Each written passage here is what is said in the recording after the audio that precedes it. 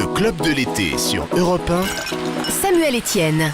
Allez, quelques infos culturelles, ou pas d'ailleurs, c'est selon l'humeur, avec Lise. Tenez, ce soir, on va parler ensemble de selfie, vous savez, ces autoportraits à bout de bras, plus ou moins réussis. Je fais le geste en même temps, on a la radio, ça sert à rien. Europe1.fr pour la vidéo. Si, c'est vrai. Voilà. Sachez tout d'abord, à propos de selfie, que la mairie de Paris, c'est très sérieux, on vient d'apprendre cette information. La mairie de Paris vient de lancer une opération de communication pour inviter les couples d'amoureux à remplacer les cadenas d'amour qu'ils installent sur les ponts parisiens par des selfies d'amour à poster sur Internet. Alors vous savez peut-être que le poids de ces cadenas commence à peser bien lourd sur ces pauvres ponts. Certaines rambardes se sont déjà écroulées. Comme ils sont malins à la mairie de Paris, ils se sont rendus compte qu'un cadenas, ça pesait beaucoup plus lourd qu'un selfie. Vu qu'un selfie, ça ne pèse rien. Reste à savoir maintenant, bien sûr, si le message sera entendu. Et peut-être qu'à partir de ces selfies, la mairie de Paris publiera un livre, qui sait, Samuel. En tout cas, mais oui. c'est ce que va faire Kim Kardashian avec ses selfies. Un livre qui sortira en avril 2015 intitulé Kim Selfish Kardashian.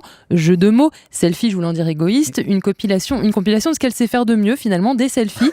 Son éditeur non, mais elle les fait super bien. Duckface, elle est imbattable. En tout cas, son éditeur Rizzoli New York promet beaucoup de photos jamais vues avant de la star. Le livre de 352 pages, quand même, 1200 selfies, sortira en avril 2015, mais il est déjà disponible en précommande sur Amazon US et bradé à 12,43 € au lieu de 19,95 €, donc profitez-en ou pas. On a super hâte. On va juste rappeler ce que c'est un duck face. C'est se pincer la bouche Voilà, à la manière d'un canard. On veut quoi ça? Comme ça. Et on peut pas parler en même temps. Mais... Allez, selfie encore, avec cette étude extrêmement inquiétante sur les jeunes conducteurs européens, selon laquelle un jeune conducteur sur 4, 1 sur 4, s'est déjà pris en photo alors qu'il était au volant. Faut-il rappeler? Mais oui, justement. Alors on va rappeler que les deux activités, rester concentré sur la route et faire des grimaces ou des mots sexy, duckface par exemple à son smartphone, sont des activités qui me semblent totalement incompatibles. Alors à noter que selon les pays, les résultats diffèrent. 41% des jeunes Français admettent se faire se photographier en conduisant, contre seulement 32% pour les Espagnols. Mais les champions, Lise, ce sont les jeunes Roumains qui seraient 97% à s'adonner à cette dangereuse pratique.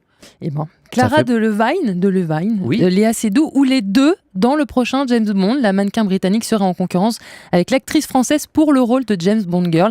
Alors d'un côté, une top modèle qui a déjà joué au cinéma, c'était aux côtés de Keira Knightley dans Anna Karenine. De l'autre, Léa Seydoux qui a reçu la Palme d'Or l'an dernier pour La vie d'Adèle. L'une des deux, ou les deux, qui sait, pourrait donc se retrouver aux côtés de Daniel Craig dans le 24e volet de la saga James Bond. Après Carole Bouquet, Sophie Marceau et Eva Green, il y aura donc peut-être une nouvelle française James Bond Girl, Cocorico. En tout cas, on devrait le savoir rapidement car le tournage est censé démarrer cet automne pour une sortie le 23 octobre 2015. J'ai envie de dire suspense insoutenable.